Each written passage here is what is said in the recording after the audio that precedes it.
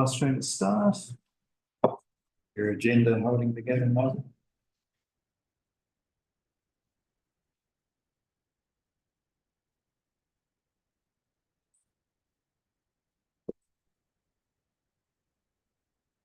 Live stream to start. Your agenda holding Roofing together. that. Roof screw. A roof screw. Got most of it together, except the back page. That improviso become.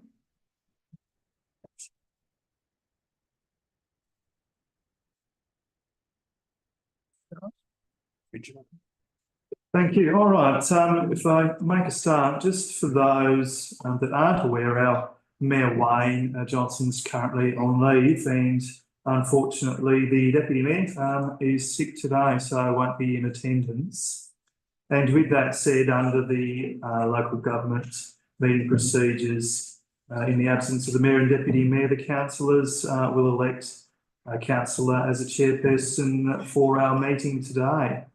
I ask for any nominations of councillors to be considered as election of chair. Councillor Loader. Thank you, John. I'd like to nominate Councillor Dudman, please. Thank you. Councillor Dudman, do you accept that nomination? I do. Any further recommendations? Yes, Councillor Sinfield. Nominate Councillor Temple. Councillor Sinfield would like to nominate Councillor Temple. Councillor Temple, do you accept that nomination? You do, thank you. All right, with that said, what we will do is hold a vote for the election of our chair. So we'll put it in order then as nominated. So what I will do is ask for a vote of Councillor Dudman as the chair, and then if that is successful, Councillor Dudman will take the chair, and if that is not successful, then we'll move to Councillor Temple and we'll consider that nomination as well. Thank you. All right, so if I can just have a show of hands, please, for the election of Councillor Dudman as the chair of today's meeting. That would be Councillor Smedley, Dudman, Loader and House, which is a majority today. So I'll ask Councillor Dudman to take seat next to me as the chair. Congratulations.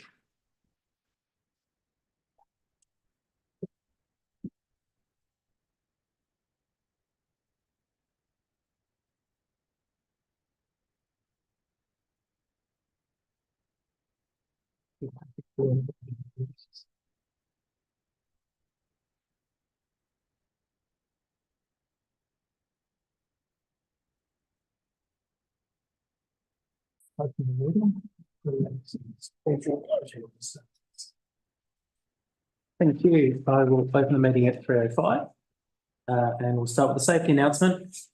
Evacuation details and information are located on the wall near the entry to the chambers.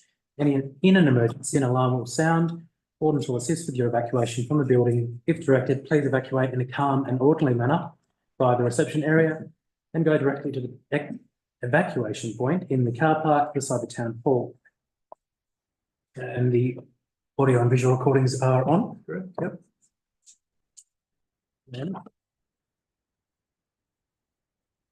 attendance and apologies, as the General Manager has said, we have apologies from Mayor Johnston and Deputy Mayor Cameron.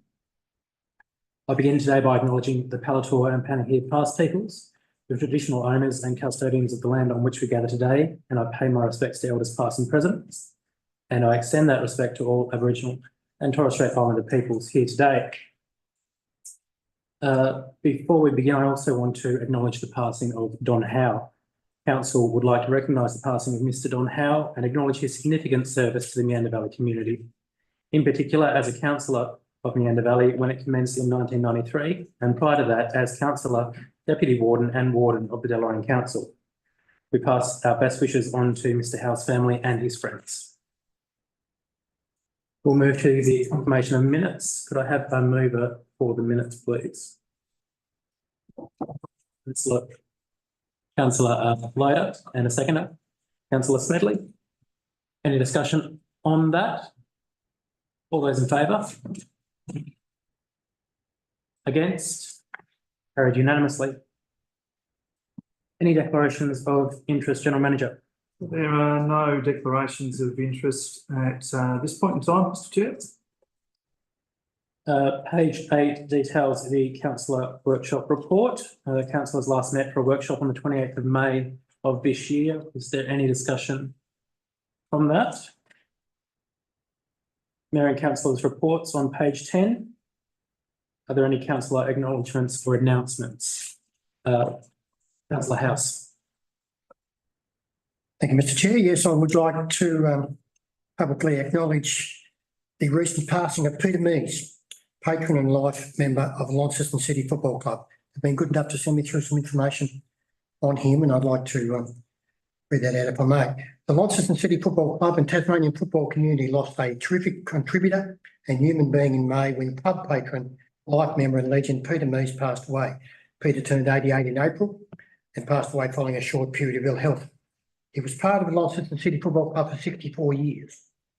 He was instrumental in the early days of the club, joining the club around a year after it was established in 1958. Having served in the Dutch elite marine, he migrated from post-war Europe, looking for a new life, and founded with his wife Christine, also a Launceston City Football Club life member. He shortly discovered where soccer was being played and joined a small but formidable group of migrant men looking to grow the world game in Launceston.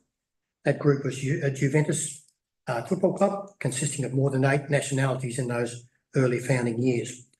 After considerable searching, several founding members of the Australian Italian Club and Launceston Football Club, who felt that Prospect Vale was the best site for a new permanent football pitch near the Italian club. So they leased the ground, quite literally as a paddock they've got from council, which enabled them to join the highest level of state competition. Connection between the club and the Italian club endures proudly to this day. There are many stories and photos that show rocks being removed by hand, tractors ploughing the earth, change rooms being built, and so on. And it paid off. Peter was part of some of the most successful teams in Tasmanian history, playing for Juventus. Just a little more, Jim. Until the end, he was proud of the legacy he helped build and the place of Launceston City Football Club. And he was very proud of the pitches that are now Prospect Vale Park. The club is so very grateful that Meander Valley Council provided a history grant in 2023 to collect his life story, a special and enduring legacy. Peter is survived by children Roger, himself a Launceston City Football Club life member, and Olga, as well as 5 terrific grandchildren, and of course a club of 800 members of the Launceston City Football Club. Thank you, councillor. As a fellow member of the club, I also extend my condolences both to the club and the Mees family. He was a great man and will be sorely missed. Are there any other acknowledgements or announcements from councillors? We will move to petitions. General Manager, are there any petitions? There have been no petitions received, Chair. Community representations? We haven't had a request for any community representations, Chair. We now move into public question time. Questions with notice. There have been no questions with notice received as part of this agenda, so we'll move to questions without notice. If there are any questions from the gallery, please come forward, state your name and where you're from. And if you are able to email, sorry, if you are able to email your questions in a written format to ogm@nbc.tas.gov.au or hand your questions to Anthea at the end of question time, that'd be appreciated just for record keeping. Go ahead. I'm Nick Van Amstel from 126 Sparrows Road, Reedy Marsh. Basically, my business here is as a result of ABX Mining's recent application for a mining mine at Reedy Marsh. I think it was published to advertise on the 1st of June. The question I have is the Meander Valley Council aware of ABX's longer-term mining plans in the Meander Valley, in particular the Reedy Marsh area, which go beyond this current application. I'm aware from their website that they have been conducting significant amount of exploration in this area. And I'm just interested in knowing what Meander Valley Council's knowledge is regarding their long-term plans. Thank you. I might hand that to the General Manager, who will be able to answer on behalf of the organisation. Yeah, thanks for the question, Nick. That's correct. So council has received an application from ABX that you've referred to there at Reedy Marsh. So that's currently advertised on council's website. It's open for representations and any discussion up until Tuesday, the 18th of June. So we're aware of that. And the state government, the EPA are also running their process at the same time. So any representations that are received from community members will be received to council and then provided to the EPA as a matter of course to inform their process also. As far as ABX's future planned works within the Meander Valley, no, we don't have anything formal around plans or future applications that would be forthcoming from ABX. So we aren't. We are aware that they had advertised some exploration sites previously. So I think that was last year, 2023, that occurred. So we know nothing more than that. I guess in time we'll either see more applications or receive information which we would be happy to make public. But no, we aren't aware at the moment. Thank you, General Manager. I should say you have the ability to ask up to 2 questions. So if you'd like to ask a second one, you're welcome to, and you have up to 3 minutes to ask that question.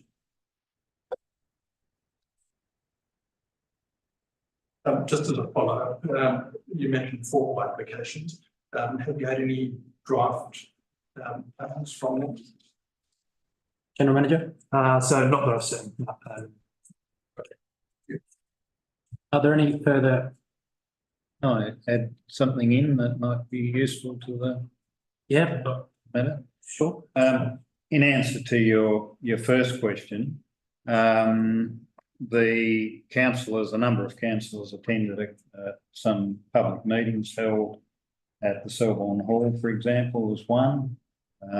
Extremely well attended by a number of community, especially farmers, because ABX is exploring, has taken out multiple leases over areas, you know, through to sort of Longford North to about Bridge North and west of there in multiple areas, and they're looking for, or they stated, ABX in those public meetings that they attended, that they are looking for rare earth minerals.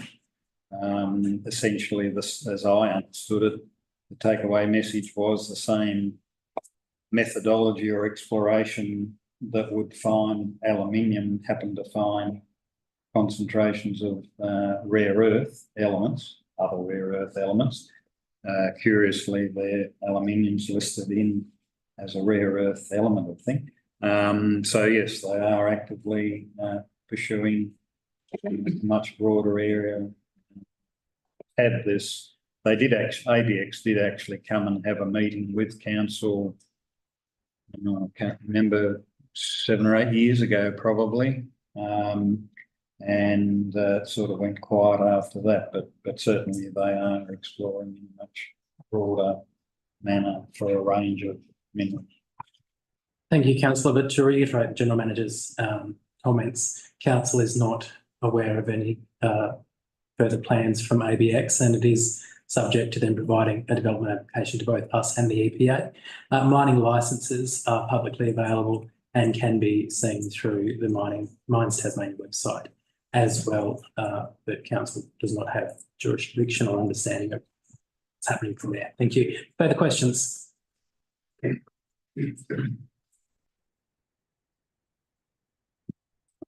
name is Liam Russell.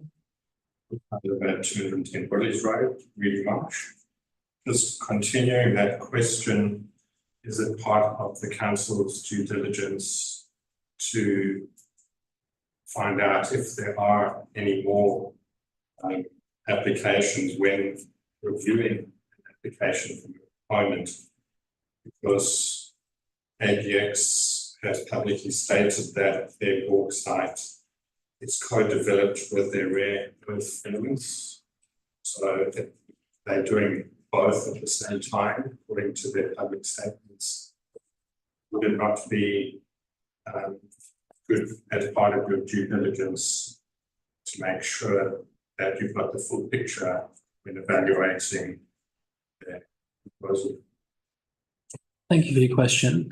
When council is acting as a planning authority, we are limited to dealing with the matter that is at hand, and that is the development application that has been brought to us by ABX and is currently in the process with the EPA. We are not able to explore questions outside of that development application. And I would refer to the answers that were provided at the last question as to the processes there. General Manager? That's correct, Chair. So that's right. Our process will be that we're currently on advertising. So we'll receive any representations. They'll be provided to the EPA, who will undertake their assessments. Have a look at the EPA's website. They have the environmental studies on their website, which they will be assessing. So if the EPA do passes their process, then it'll come to council for assessment as a planning authority. But in our legislative framework around the planning authority, it's not up to council to consider future development on the application that has been received. Do you have a second question? Please. Would it be reasonable for the community to know if there's any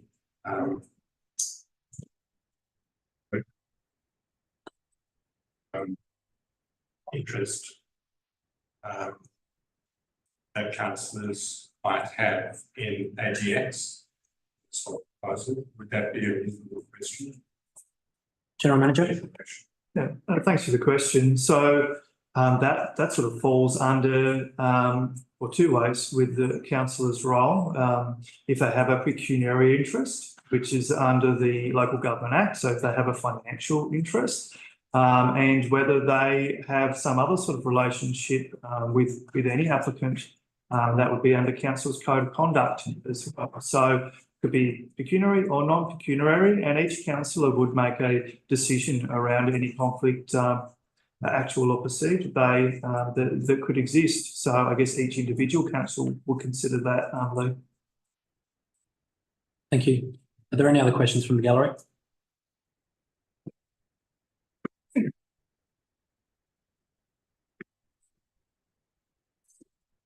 It's not so much a question as a statement, if that's all right. We are in question time, so there does need to be a question attached to whatever you're saying. I'm here to represent the proponents. That's okay. We're not quite at that stage yet, so we'll have the ability to make a statement once we head into the planning item. No worries. Are there any other questions? If not, that will conclude public question time, and I'll move to councillor questions. There have been no councillor questions on notice. Are there any questions without notice from the councillors? No, that is not the case. Please. So council.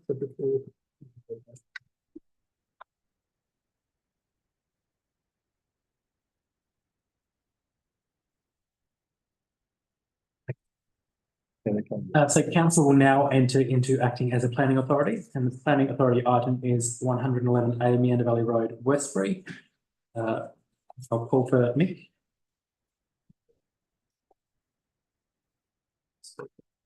So this is to speak on behalf of the applicant for the development. Go ahead. Thank you for the opportunity to speak today. I'm here representing the owners of the site. Based on their apologies, they couldn't make the meeting. Much to their dismay. They asked me to raise a few points. The first one is the nature of the proposal, being 10 units on that site, where it could accommodate another 6 under the equivalent general residential zone, was designed to be a high quality product to address the gap that exists in the current market, and is attracting to a range of different sectors of the market, including potential retirees who wish to stay in the region, and also younger families with the number of the bedrooms and the design of the units and the density that are provided at. It's a well-located site with good proximity to Westbury Town Centre, shops, services and facilities that provides, and it's all flat, so it's all walkable. Thank Mr. Walker for his assessment in the report and his recommendation for approval. And note that your own environmental health officer actually the application as well. In terms of representation, some issues were raised around drainage, stormwater, attenuation, area developments, parking and removal, lighting impacts, and the character and density of the area. None of those issues resulted in a modification of the proposal or an alternative recommendation. So on behalf of the owners, I'd like to request that council consider the application and represent the recommendation put forward by your matter. Thank you. Thank you. Are there any other representations for this matter? If that's the case, I will ask for a mover and a seconder for the planning item. I'll move, Mr. Chair. Thank you, councillor House, and a seconder. Councillor Smedley. Councillor House as the mover. Would you like to start the contribution? I don't think that's working.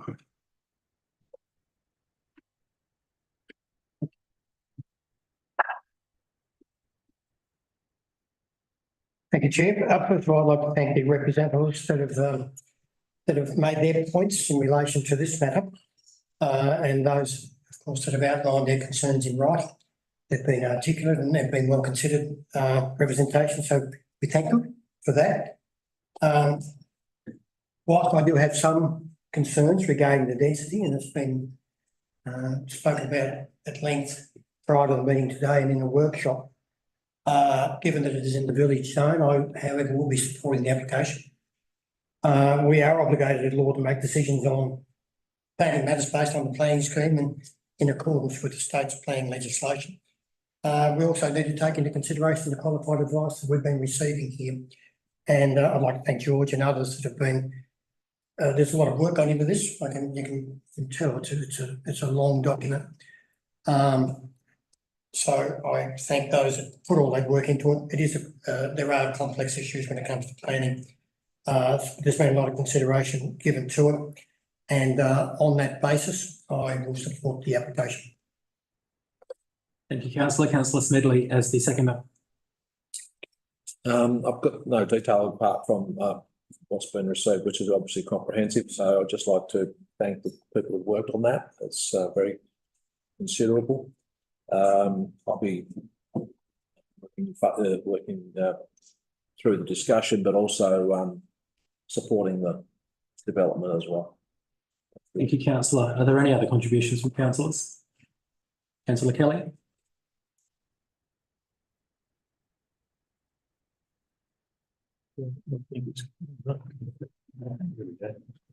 Look, I'd like to thank the owner for taking the time out to meet with, I'm not sure how many of the representatives that he met with, but I know of one, and worked through a solution that worked out good for both, or as good as it could possibly be. So I do really want to thank the landowner for that. I do also agree with Councillor House that there's a lot jammed in there. 8 would have been a little bit better from our point of view. However, we're acting as a planning authority, and these people are entitled to put 10 on there, and I think it's going to be the sign of the times. There'll be more houses in less. Thank you, councillor. Any other discussion from councillors? Councillor Loader. Thank you, Chairman. I'm really uncomfortable with this development, mainly because it's in the village zone. And I know that the planner has looked around the whole of Westbury and looked at other places that also have high density, but village zone is not supposed to be high density. And perhaps I just feel that 10 units crammed in the village zone is slowly eating and eroding away the whole amenity of our historic village. I'm totally at a quandary. At this point in time, I still don't know how I'm going to vote, because I know that the planner has assessed it and worked hard to make sure that his recommendation fits with the Act. But I just see more and more units being crammed into more and more tiny spaces. And I'm not sure, well, I'm 100% sure that that does not fit with the whole village of Westbury. So I'll be interested to hear more discussion. I'm in a huge quandary at this point. Thank you, councillor. Councillor Sinfield. Thank you. I forgot to ask earlier on when this was talked about. Page 209, there's a comment there that I'm wondering who actually wrote it in the box. It says, for the record, item 3 of the RFI, or RF something, should refer to a clause, not clause 3.5.1, as there is no such item in the TPS, but there is. And you did assess it against that. And so I'm wondering where that came from. Well, I know where it came from in terms of the traffic impact assessment, but through you, Mr. Chair, I was wondering if we could find out Thank you, councillor. what was in their mind. George Walker, planning consultant. Through you, Chair. Thank you for the question. So the question is, who wrote that particular statement, or? Yes, but what was in their mind? Well, if we can work out what was in their mind, Okay. Why, when they've referred to the right scheme, they've misidentified or said it wasn't relevant or didn't exist. The statement is within the traffic impact assessment, so I wasn't the author of it. I'm not entirely sure why they have made that statement. But it is erroneous. Like you did assess against 3.5.1 does exist, and you. It certainly does. Yes. I suspect that this was around maybe the way the drafting of the RFI was, and whether the particular question that was asked within the RFI was related to that provision. But I'm not 100% certain on the details of that RFI. But there is that clause to answer your question. Yes. Thank you. If I may, I won't be supporting this development unless I hear something extraordinary in the near future. I go to page 233, for example, that is the letter from the Environmental Protection Authority regarding the wastewater treatment plant at Westbury, and their last paragraph, which reads, given these factors, the EPA considers that there is potential for land use conflict to occur and therefore does not recommend that sensitive land use developments occur within the attenuation distances for wastewater treatment plants, particularly due to the risk of nuisance odour being experienced at the sensitive land uses. Where new sensitive uses are developed within these attenuation distances, pre-existing permit conditions for the wastewater treatment plant are not likely to be enforceable. It will be up to council to consider existing uses and rights associated with those uses. And as a consequence of that, I think somewhere when we looked at this a while back was that they were sort of putting it back onto council to the proponent to come up with ways that would mitigate against the odour. Has any such matters been taken into account in putting together the proposal? Mr. Walker, with a response to that? Through you, Chair. Yes, so the EPA's advice was taken into consideration insofar as the particular provision within the attenuation code is applied. So the primary test of the provision, clause C9 5.2, is for sensitive uses, which is the proposed residential uses. They must not interfere or constrain within an existing activity. Now, with respect to the EPA's advice, within there, they do talk about potential complaints, which already occur. We have considered that whilst there may be complaints, that doesn't necessarily translate into interference or constraint of the actual activity occurring. Again, within this context, diagram on page 82 of the agenda shows the attenuation area, shows the site within the attenuation area, and quite a few existing dwellings already within the attenuation area.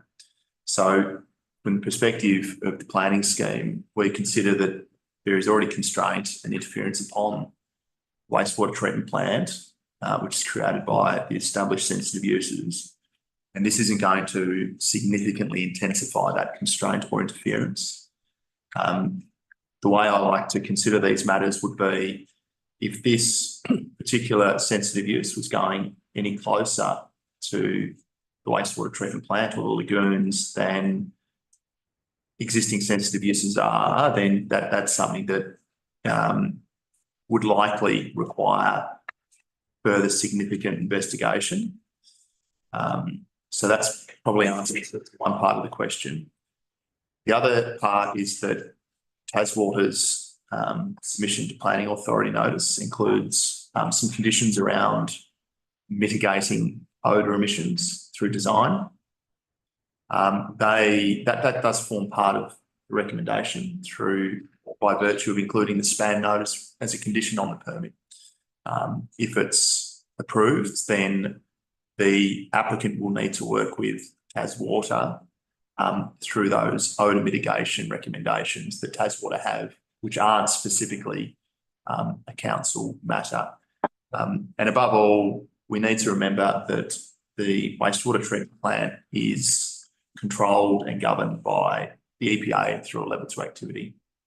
And there's a suite of conditions upon Taswater that they need to satisfy at the moment. And the introduction of this sensitive use in this location within the attenuation area doesn't change or interfere with their obligations under their existing permits. Thank you. Any other contributions from councillors? Councillor Sinfield. Yeah, I'm interested in following up on that. The performance criteria of 9.52 says that measures in the design, layout and construction of the development for the sensitive use to eliminate, mitigate or manage effects of emissions of the activity. Your response to that in page 82 is the odour risk assessment does not recommend any specific design measures associated with the sensitive use to eliminate, mitigate or manage the effects of odour emissions from the waste treatment plant. But who did the odour risk assessment? Through you, Chair. The odour risk assessment was undertaken by Environmental Services and Design, who are environmental consultants, who I believe a lot of the consultants that work there have actually worked within Taswater as well. Councillor Sinfield on a supplementary. Yes, I did notice with interest that they included a windrows for Tea Tree Bend, which I thought was slightly irrelevant to Westbury's wastewater treatment plant. And just for the record, I think the fish factory at the industrial precinct, there was an actual windrows done for Westbury. Might be useful in future. That's all I had to say on that. My main problem though with this development is density. I think as Councillor Kelly said, 8 in my view would actually address a whole lot of other issues in terms of having a pathway through the site, pedestrian access separate from the road network, and even though the scheme technically doesn't address some of the issues such as private open space and solar access, I think 8 would by nature have gone a long way to address those issues. So for that's the main reason why I won't be able to support this motion today. Thank you, councillor. A question from me. There is a density table on page 62 which deals with the density of this application compared to others in the adjoining area. Do you have a comment regarding that and the way that's been devised? Through you, Chair. Thank you for the question. So the purpose of that table, which should be read in conjunction with the diagram on page 90, page 61, which is the previous page. So the table reflects all of the properties that have been located on that diagram. The approach here was to identify the area primarily, because the first part of the test is understanding what the area is and what constitutes the area. In this instance, the performance criteria doesn't speak specifically to lots within the same zone. In this instance, the area which I've chosen primarily based on a 400-metre radius, which is a reasonable walking distance, it includes two zones that have that allow multiple dwellings through a permitted pathway, and they've been selected. From that point, I've then identified the multiple, or the sites that contain multiple dwellings, where I've calculated the density, which is the number of dwellings within the lot area or the site area.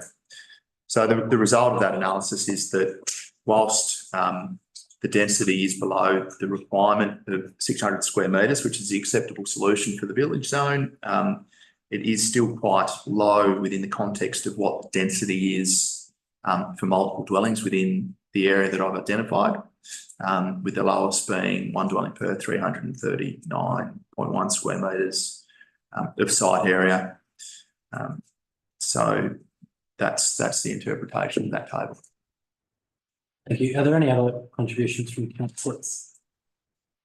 If not, I'll quickly make a contribution as well. I also was concerned about the density levels for this application. I considered it slightly higher than what I would prefer. That being said, I think the tables on page 61 and 62 really sum it up for me, in that whilst we may be uncomfortable with it, it certainly fits within the planning scheme, and I can't see a strong enough justification to knock back this application, especially if it were to be appealed. There are certainly stronger grounds to rescind our decision should we make it to reject rather than to uphold that decision. So on that basis, I also will be voting in favour of this application. I return to Councillor Smedley as the seconder. I just want With your microphone, councillor. Sure. Thank you. I will continue to support this development. The plans, the assessment treatments are considered and favourable, so I'm supportive of that. Obviously, Westbury is becoming a very popular destination for these types of development, which is potentially good for the existing residents and the future residents of the town. In fact, you could argue it's in keeping with the vision of some of the founding citizens of Westbury. I think the development can contribute to Westbury being a vibrant place to live in the future and a destination for new families who wish to make it a part of their future. Thank you, councillor. Councillor House is the mover. No, a little more direct, Mr. Chair. I mean, some planning decisions are more straightforward than others. I've found this one a little problematic. It's required a fair bit of research, a fair bit of contemplation, but you've got to weigh all these things up. And having weighed them all up, I'm still comfortable in supporting the application. Thank you, councillor. I'll take to a vote. All those in favour, please raise your hand and say aye. Aye. All those against? So for is councillors Dudman, Kelly, Smedley and House, and against Loader, Temple and Sinfield. Thank you. That concludes acting as a planning authority. Members of the public, if you would like to leave now, you're welcome to, but you're also welcome to stay for the rest of the meeting if you choose to.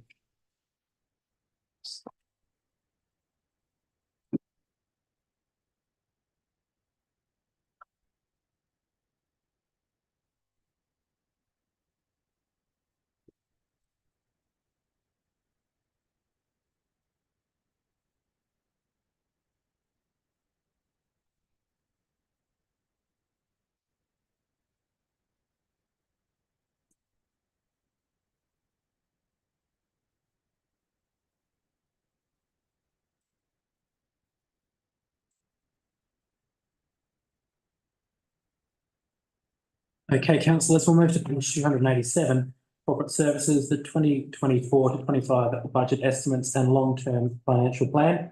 We have Craig Davies, the Director of Corporate Services, with us at the table. Can I have a mover for this item? Thank you, councillor House, and a seconder. Councillor Kelly, Councillor House as the mover. Make a Can I contribution. just find the page first? Yeah, 287. Very soon getting there. Thank you.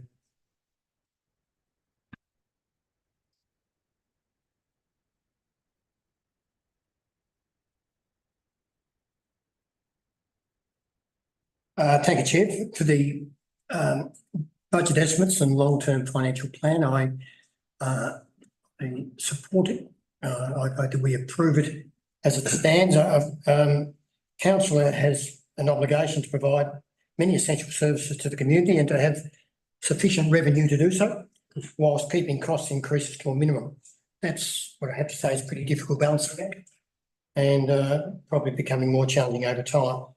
The need to increase rates is an unfortunate reality to meet those obligations. But however, I think the council approach is a prudent one. It's a well-considered one. And rates need to be in line at least with inflation. And I support the, well, I not just support this proposal, but also thank Craig and members of your team, Craig. There's a lot of work goes into this. I mean, there's no question. I would make the point that with all these things for public record, we spend a lot of time discussing them in workshop. It's not just a decision that's made here on the fly. There's a lot of work goes into it behind the scenes, and there's a lot of thought goes into it through workshop and others. So I thank everyone for their work in relation to that. Financially and fiscally very sound sort of approach. So thank you, and I support it. Thank you, Councillor. Councillor Kelly as the seconder. I don't think councillor House has left much for me to add. That's just back up what councillor House has said, and thanks very much, Craig. Thank you. Are there any contributions from councillors? Councillor Loader. Thank you, Chairperson. I would like to thank Craig for the layout of the agenda. I note on page 288, there's a really clear table that makes it easy to read what money is being spent on what, particularly $3.1 million on roads, footpaths and drainage. Footpaths are a favourite of mine. And then the following page, there are a couple of pie graphs. May was plain English month, and for people who have difficulty reading great big long documents, a few graphs and tables is really good, so thank you. Councillor, are there any other contributions from councillors? If not, I'll return to Councillor Kelly as the seconder. Councillor House as the mover. I'll put the motion. All those in favour, please raise your hand and say aye. That is unanimous, councillors.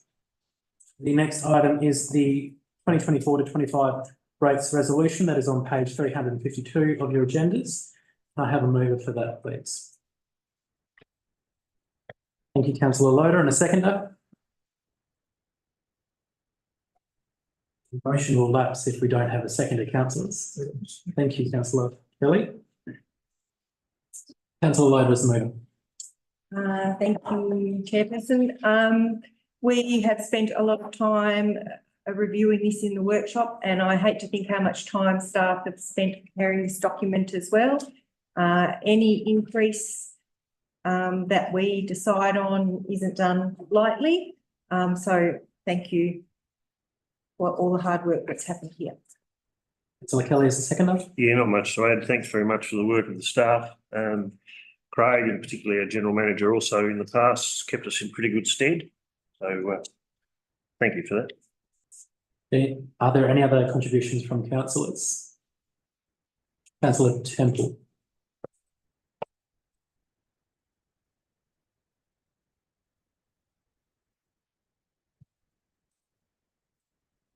One more time. There you go. Thank you. My question relates to 1B on page 352, and just to understand what benefits are short-term and long-term in giving a rate concession to primary producers, and what the intent would be in future years. I know we cannot speak for future years, but how would this pan out into the future? Meaning, is it envisaged to have a stepped approach to get back to what it perhaps should be, or are we considering hardship in any way? primary producers currently suffering hardship? Those sorts of issues I'd like to explore. Thank you, councillor. I'll hand that to the general manager. Yeah, thanks for the question, councillor Temple. I guess it's give us a bit of an opportunity here to speak about what council has been debating, considering as we have formed our rates resolution, because we received indexation by the state government's Office of the Valuer General this year. And what that means is each land use class, so commercial, industrial, primary production, residential, have been increased. And our circumstance this year for Meander Valley is that the primary production land use class, so the agricultural properties, have been increased substantially more than what the general residential and commercial industrial have been. Council's rates policy number 77, provides for us to consider varied rates in the instance where we have had a fresh valuation or indexation that creates material change. So our position has been that the primary production land use class has increased a lot more than the others. And so what our council has elected to do in our rates resolution that's before you is to phase that in over a period of 2 years rather than in 1 year. So to try and smooth the effects of that indexation that we received from the state government. So this was applied by council, I think it was 3 or 4 years ago, where we had the same circumstance.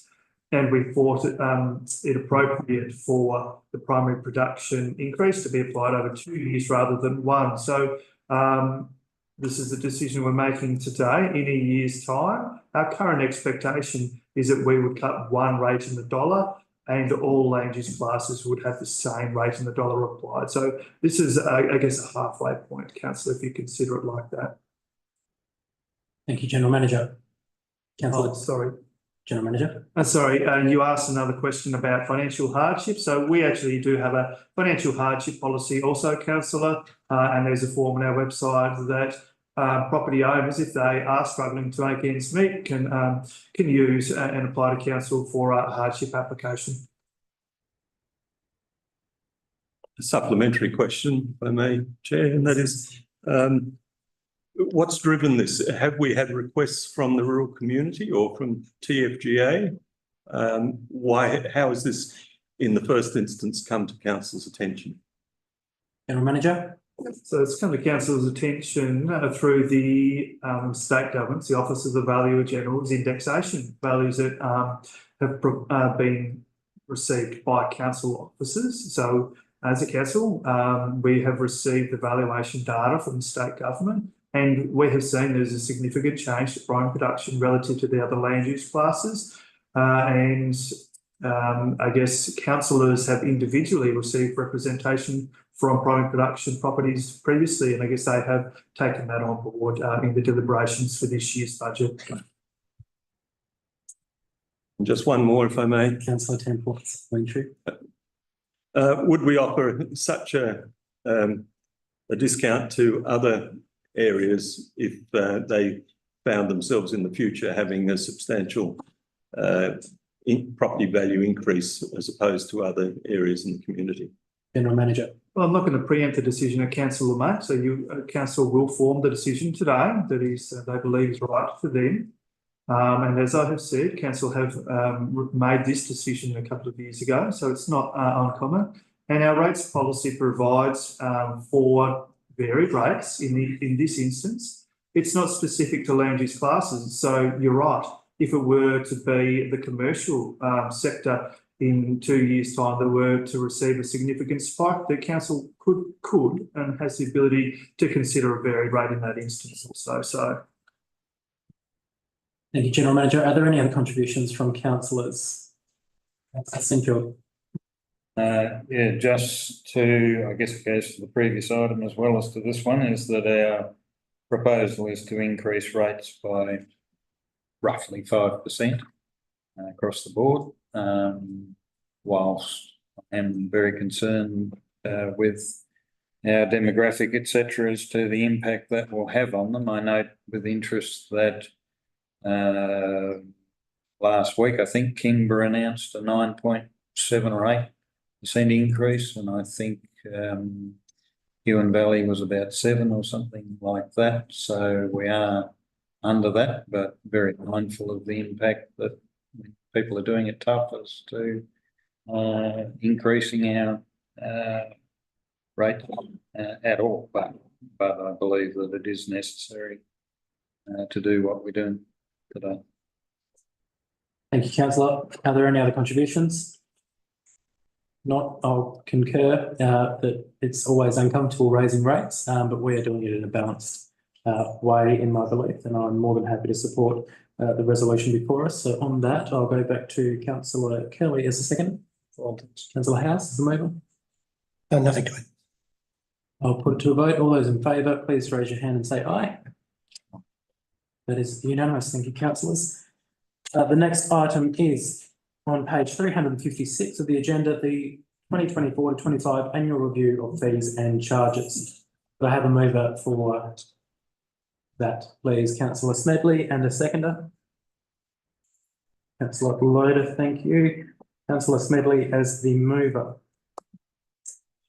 I just want to Thank your microphone, sorry, councillor. I'd just like to thank the officers for preparing the document, and I'm in support of it. Thank you. Councillor Loader as a seconder. Thank you, Mr. Chairperson. When you read through this, you realise how many fabulous community resources we have in our municipality. And when you really take a step back and look at the prices, they're quite reasonable considering the quality of the service that's provided. So yes, thank you for preparing the document, and I support the motion. Thank you, councillors. Any further contributions? Councillor House. Yeah, I'd just like to note that in general, these increases are in line with CCI or the which is given to us by the Local Government Association. That's CCI, or the Council Cost Index, is currently 3.74%. I think it's important to note. And we've aligned just about all those fee increases with that. So nothing more than that, just keeping pace with inflation, really. Thank you, councillor. Any further contributions? Not, I will return to councillor Loader as the seconder. Councillor Smedley is the mover. I'd just like to note that you've been able to reduce some fees relating to use of community facilities, which I commend. Thank you. Thank you, councillor. I'll put it to a vote. All those in favour, please raise your hand and say aye. That is unanimous, councillors. The next item is on page 374, infrastructure services, the review of the 2023 to 24 capital works program budgets. Director for Infrastructure Services, David Murray, is joining us at the table. Could I please have a mover for this item? Councillor House and a seconder. Councillor Kelly. Councillor House is the mover. Thank you, Mr. Chair. Again, as with all these things, shouldn't go unsaid how much work goes into all behind the scenes with preparing these types of documents. Just in relation to capital works in itself, one of the things we've had to decide around this table in workshops and whatever is what gets up and what misses out in any particular year. And whilst, we would like, as the council would like to do everything. Sorry, councillor, I'm just going to interrupt you. I believe you're looking at the capital works program. And sorry. Right there, we're just at the program budgets on page 374. That's where I went. Sorry. It's normal. I'm on 374.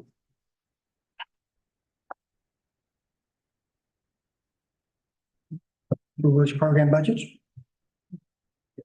Yeah, that's correct. So this is a review of the small number of existing projects that are on the table. Yes, yes.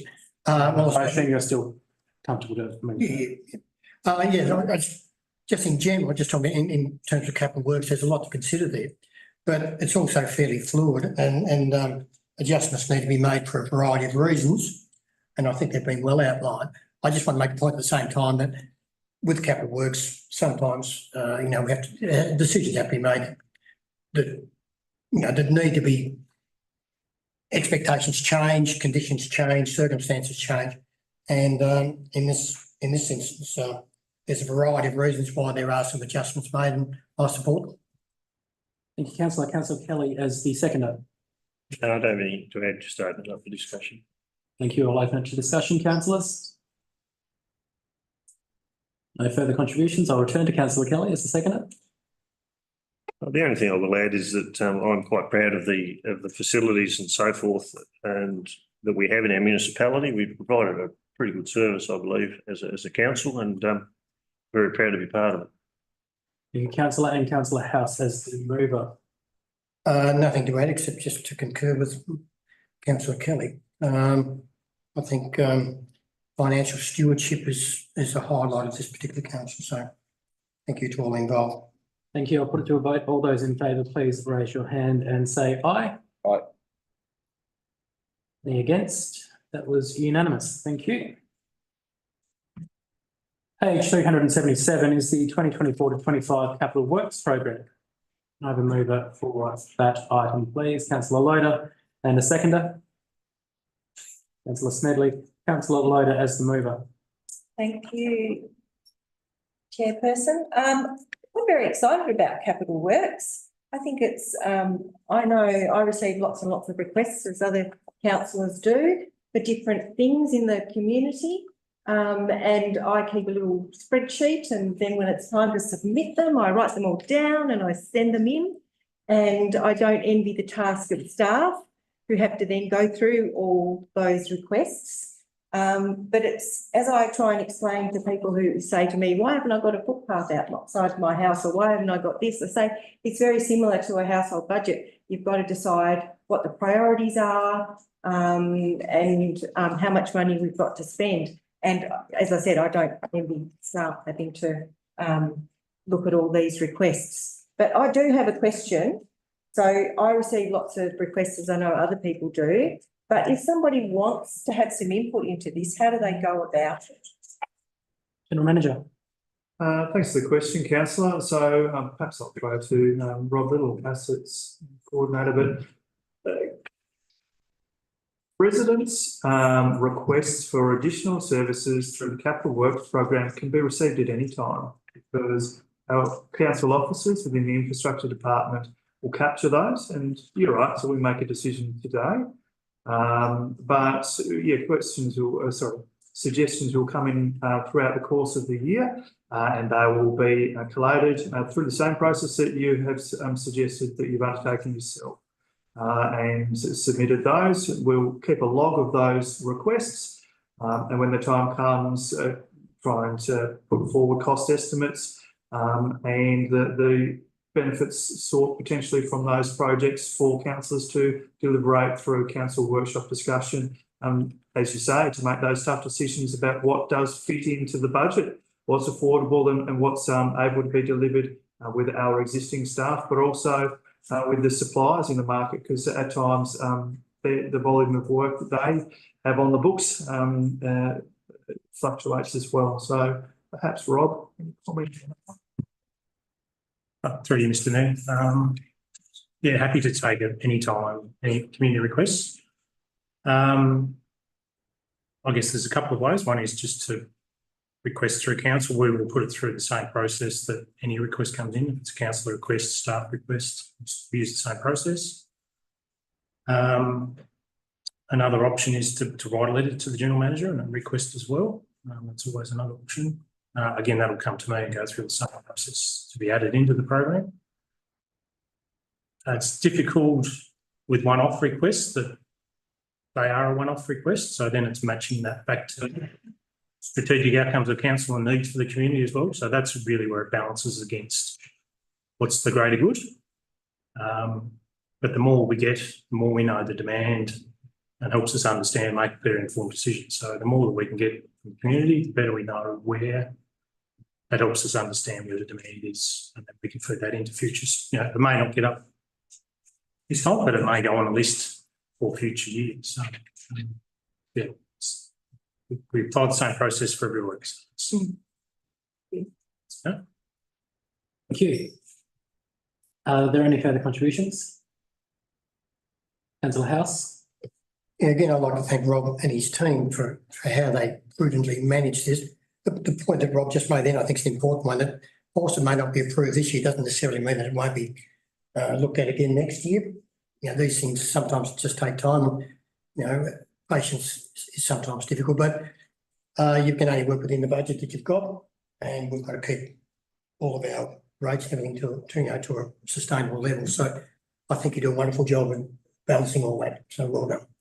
General Manager. Yes, I just wanted to make a comment from what Councillor House has said there. You're right. Some of the projects that we have deliberated as a group through our workshops mean that some projects aren't listed there today, but we have forecast them to occur next financial year. So I know that there are some footpath jobs, for example, that we have discussed that didn't fit in the budget for this year's program, but we have already identified them potentially for next year's program. So that's a good point, Councillor. Thank you, Councillor Smedley. Yeah, congratulations on the start that's been made in developing the program. It's a significant body of work that's proposed, and obviously look forward to seeing how you progress that. Obviously, any achievement's going to start with the plan, so well on that start. Are any further contributions? I assume, Councillor Smedley, you don't have anything further to add as a seconder? Absolutely. Councillor Loader as a mover? Just one final comment. It's really good to see that there's a really good mix of things right across the length and breadth of the municipality, which is not easy in such a big area. Thank you.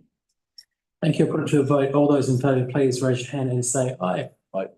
It is unanimous. The next item is on page 400. It is the review of policy number 13, subdivision servicing. I have Councillor Kelly, the very excited mover, and a seconder. Councillor Loader. Councillor Kelly is the mover. Yeah, very much in favour of this. Anytime we can make a policy redundant, I'm in favour of, rather than duplicating things. Thank you, Councillor. Councillor Loader. Nothing further down. Is there any contributions from the councillors? I'll return to the seconder. Return to the mover. I'll put it to a vote. All those in favour, please raise your hand and say aye. That is unanimous. Page 404 is the Eastern Play Space Strategy for 2024 to 2034. Can I have a mover for that item? Councillor House and a seconder. Councillor Loader. Councillor House as the mover. Thank you, Mr. Chair.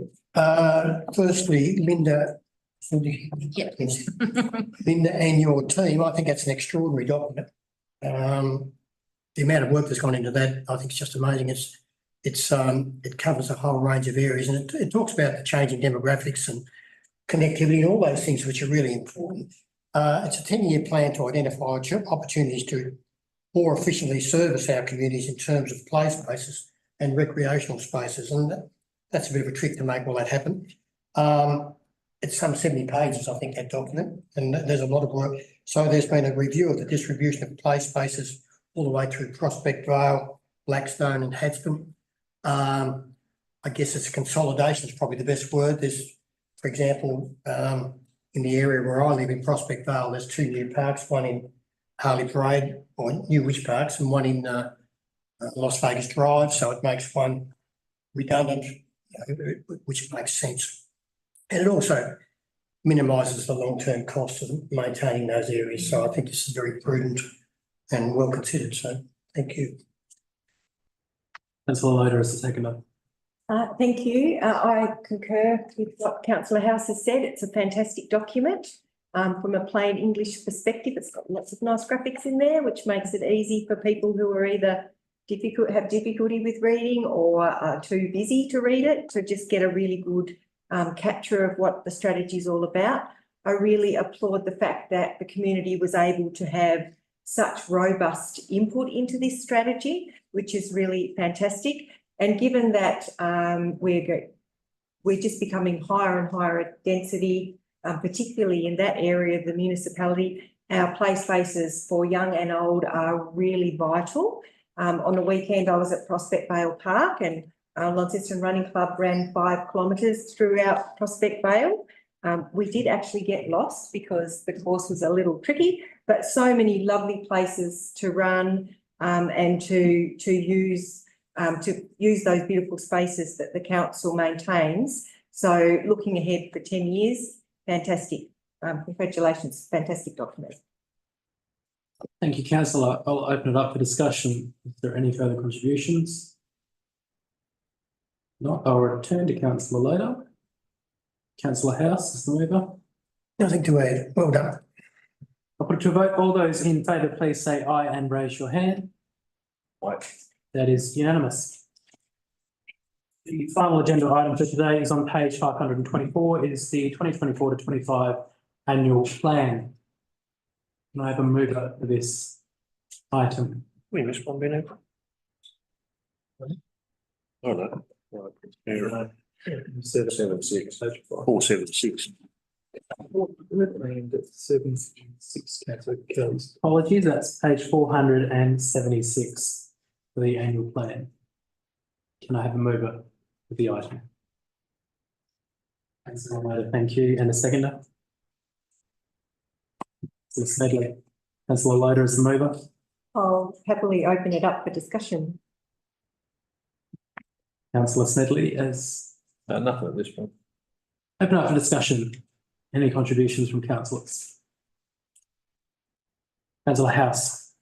Yes, Chair, thank you. It's quite a plan. It's quite a plan. It's covering both core program and annual projects as well. And when you look at the list there, I've never ceased to be amazed at how much the council does, how many things it needs to be involved with, and how well it does it too. I've got to say, and I think that's supported by the community. But it's a power of work, and I think we always should be pretty mindful of the amount of work that people within council have to do to achieve these outcomes. It's measurable, it's strategic, it's specific, and it's very well laid out. So well done to all those concerned. Thank you, councillor. Any further contributions? From me, thank you as well for the work that goes into this. It is not an easy task to bring this together. And the amount of work that goes into this is one thing, the amount of work that occurs because of this is another. So to all of the staff, thank you for your ongoing contribution to this organisation and to the community, because it is making the Meander Valley a better place to be. And with that, I will return to councillor Smedley as the seconder. Thank you. Yeah, I'll just endorse the previous comments that this is once again a significant body of work that's undertaken to prepare the plan. It's very comprehensive, and I look forward to the council officers, with the support of the councillors, progressing it. Councillor Loader is the mover. Thank you, Chairperson. It's a great plan. There's a lot in it. Plans keep us accountable. Apart from that, I would commend it to our residents and ratepayers because, again, there's some really good summaries in there and some infographics that are easy to read and help us understand what's happening, where money's being spent. So I would commend it to our community to just pick it up and flick through it and have a quick look, because then they'll know exactly where we're going. And of course, knowledge is power. So if they don't think we're doing a good job, they'll be able to let us know. Thank you, councillor. I'll put it to a vote. All those in favour, please raise your hand and say aye. Aye. That is unanimous. And on that, I will declare the meeting closed at 4:11 p.m. Thank you.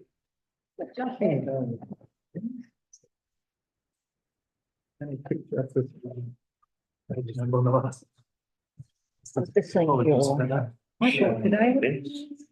Really good.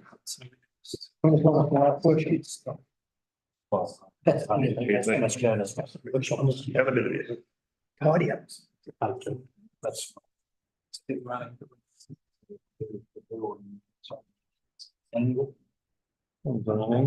Didn't know which part to go on. I'll just speak it's, yeah, it's like, don't get much on them. I was reading the room. Anyway, That's a bit noisy. that's good. No, that's very awesome. Yeah, can we just close these? Yeah.